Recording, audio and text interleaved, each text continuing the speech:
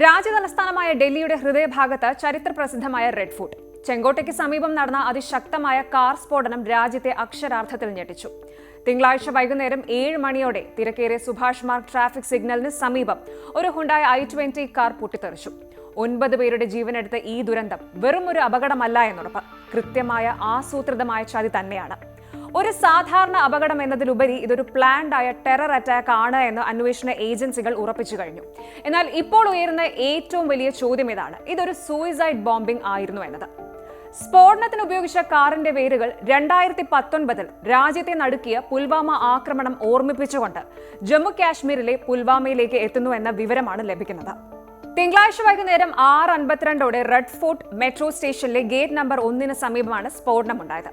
കാറിന്റെ പിൻഭാഗത്ത് നിന്നാണ് സ്ഫോടനം ഉണ്ടായതെന്നാണ് പ്രാഥമിക നിഗമനം. സമീപത്തെ സ്ട്രീറ്റ് ലൈറ്റ്സ് പോലും തകർത്ത ഈ ഒരു സ്ഫോടനം ഹൈ ഗ്രേഡ് എക്സ്പ്ലോസീവ് ഉപയോഗിച്ചാണ് നടത്തിയതെന്ന് ഫോറൻസിക് പരിശോധനകൾ സൂചിപ്പിക്കുന്നു.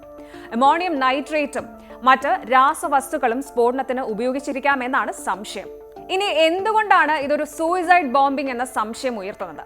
സൂചനകളുണ്ട്. അതായത് സ്ഫോടനത്തിന്റെ സ്വഭാവം, സംഭവ സമയത്ത് കാറിനുള്ളിൽ ഉണ്ടായിരുന്നവരുടെ എണ്ണം, കാറിന്റെ ഉടമസ്ഥാവകാശ കൈമാറ്റത്തിലെ ദുരൂഹത എന്നിവയെല്ലാം ഒരു സൂയിസൈഡ് വെഹിക്കിൾ ബോംബ് ആക്രമണത്തിന്റെ സൂചനകളാണ് നൽകുന്നത്.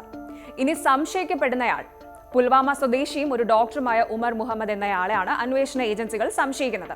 ഇയാളാണ് സ്ഫോടന സമയത്ത് കാർ ഓടിച്ചിരുന്നത് എന്നും ഇയാൾ ഒരു ഫിദായിൻ സ്റ്റൈൽ ആക്രമണത്തിന് ശ്രമിച്ചു എന്നുമാണ് ഇപ്പോഴത്തെ അന്വേഷണ റിപ്പോർട്ടുകൾ. ഇയാളുടെ DNA പരിശോധന ഉൾപ്പെടെയുള്ള ശാസ്ത്രീയ തെളിവുകൾക്കായി അന്വേഷണ സംഘം കാത്തിരിക്കുകയാണ്. അടുത്തത്, ഈ ആക്രമണത്തിന് പിന്നിലെ പുൽവാമ ലിങ്ക് ആണ് കേസിന് ഏറ്റവും അധികം ഗൗരവം നൽകുന്നത്. ഒന്ന്, കാറിന്റെ ഉടമസ്ഥാവകാശം തന്നെയാണ്. സ്ഫോടനത്തിന് ഉപയോഗിച്ച ഹരിയാന രജിസ്ട്രേഷൻ കാർ HR26CE 7674 നിരവധി കൈമാറ്റങ്ങൾക്ക് ശേഷം എത്തിയത് പുൽവാമ സ്വദേശിയായ താരിഖ് എന്നയാളുടെ കൈവശമാണ്. ആദ്യ ഉടമയായ ഗുഡ്ഗാവ് സ്വദേശി മുഹമ്മദ് സൽമാൻ ഉൾപ്പെടെയുള്ളവരെ പോലീസ് കസ്റ്റഡിയിലെടുത്ത് ചോദ്യം ചെയ്തു വരികയാണ്. വ്യാജ തിരിച്ചറിയൽ രേഖകൾ ഉപയോഗിച്ചാണ് കാർ കൈമാറ്റം നടത്തിയത് എന്ന സൂചനകളുണ്ട്.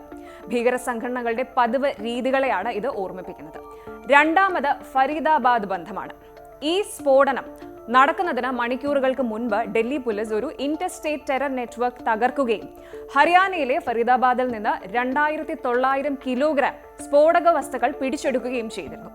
ഈ ശൃംഖലയുമായി ബന്ധമുള്ള ഡോക്ടർ മുസമീൻ ഷക്കീൽ എന്നയാളെ നേരത്തെ അറസ്റ്റ് ചെയ്തിരുന്നു. ഇയാളുടെ അറസ്റ്റ് കാരണം ഓപ്പറേഷൻ പാളി പോകുമോ എന്ന ഭയമാണ് ഉമർ മുഹമ്മദിനെ ധൃതിയിൽ ഇങ്ങനൊരു ആക്രമണം നടത്താൻ പ്രേരിപ്പിച്ചത് എന്ന് ഇന്റലിജൻസ് ഏജൻസികൾ സംശയിക്കുന്നുണ്ട്. ഈ white collar terror ecosystem Jammu കാശ്മീരിലെ ഡോക്ടർമാർ ഉൾപ്പെടെയുള്ള വിദ്യാസമ്പന്നരെ ഉപയോഗിക്കുന്നു എന്ന ഞെട്ടിക്കുന്ന വിവരവും പുറത്തു വരുന്നുണ്ട്. വിദ്യാസമ്പന്നരായ ഈ ഡോക്ടർമാരൊക്കെ സമാധാനപരമായ ഒരു ജീവിതം നയിക്കുന്നതിനിടയിൽ ഭീകര പ്രവർത്തനങ്ങളിൽ ഏർപ്പെടുന്നു എന്ന കണ്ടെത്തൽ ജമ്മു കാശ്മീരിലെ ഭീകര റിക്രൂട്ട്മെന്റിന്റെ രീതി മാറുന്നതിന്റെ സൂചനയാണ് നൽകുന്നത്. രാജ്യത്തെ നടുക്കിയ ഈ സംഭവത്തിൽ കേന്ദ്ര ആഭ്യന്തരമന്ത്രി അമിത് ഷാ നേരിട്ട് ഇടപെടുകയും പ്രധാനമന്ത്രി നരേന്ദ്രമോദിയെ വിവരങ്ങൾ ധരിപ്പിക്കുകയും ചെയ്തിട്ടുണ്ട്. ആക്രമണം രാജ്യത്തിന്റെ സുരക്ഷാ ഏജൻസികളെ പൂർണ്ണമായും ഉണർത്തിയിരിക്കുകയാണ്. ഡൽഹി പോലീസിന്റെ സ്പെഷ്യൽ സെൽ, NIA, NSG എന്നിവയുടെ വിദഗ്ധ സംഘങ്ങൾ സംയുക്തമായിട്ടാണ് ഇപ്പോൾ അന്വേഷണം നടത്തുന്നത്. ഭീകരാക്രമണം ഉറപ്പിച്ചതോടെ ഡൽഹി പോലീസ് ഭീകരവിരുദ്ധ നിയമമായ UAPA unlawful activities prevention act ഉൾപ്പെടെയുള്ള വകുപ്പുകൾ പ്രകാരമാണ് FIR രജിസ്റ്റർ ചെയ്തിരിക്കുന്നത്. ആക്രമണത്തിന് പിന്നിലെ പുൽവാമ ബന്ധം സ്ഥിരീകരിക്കുക, ഭീകരർക്ക് സാമ്പത്തിക സഹായം നൽകിയവരെ കണ്ടെത്തുക, ഡൽഹിയിലെ മറ്റ് സ്ലീപ്പർ സെല്ലുകൾ സജീവമാണോ എന്ന് കണ്ടെത്തുക എന്നിവയാണ് അന്വേഷണ ഏജൻസികളുടെ പ്രഥമ ലക്ഷ്യങ്ങൾ. സ്ഫോടന സ്ഥലത്തിന് സമീപമുള്ള 230-ലധികം CCTV ക്യാമറകളിലെ ദൃശ്യങ്ങൾ പരിശോധിച്ച് കാറിന്റെ സഞ്ചാരപാത മാപ്പ് ചെയ്യാനുള്ള ശ്രമങ്ങൾ തുടരുന്നുണ്ട്. ഡൽഹിയിലെ റെഡ് ഫോർട്ടിന് സമീപമുണ്ടായ ഈ സ്ഫോടനം രാജ്യ തലസ്ഥാനത്തിന്റെ സുരക്ഷാ ക്രമീകരണങ്ങളിൽ വലിയൊരു ചോദ്യചിഹ്നം ഉയർത്തിയിരിക്കുന്നു. പുൽവാമയുമായി ബന്ധമുള്ള ഒരു കാറും ഫിദായിൻ ആക്രമണത്തിന്റെ സാധ്യതകളും കേസിന്റെ ഗൗരവം വർദ്ധിപ്പിക്കുന്നു. ഇതൊരു വ്യക്തിയുടെ പരിഭ്രാന്തിയിൽ നിന്നുള്ള ആക്രമണമാണ്. അത് ഒരു വലിയ ഭീകര ശൃംഖലയുടെ ആസൂത്രിത നീക്കമായിരുന്നു. ഈ സ്ഫോടനത്തിന് പിന്നിലെ യഥാർത്ഥ ലക്ഷ്യം എന്തായിരിക്കും? പുൽവാമ ബന്ധം ഈ കേസിൽ എത്രത്തോളം നിർണായകമാകും? ചോദ്യങ്ങൾ ഇനിയും ബാക്കിയാണ്. അടുത്ത ദിവസങ്ങളിലെ ഫോറൻസിക് റിപ്പോർട്ടുകളും അറസ്റ്റിലായവരിൽ നിന്നുള്ള മൊഴികളുമാണ് ഈ ചോദ്യങ്ങൾക്ക് കൃത്യമായ ഉത്തരം നൽകുക. രാജ്യം അതീവ ജാഗ്രതയിലാണ്.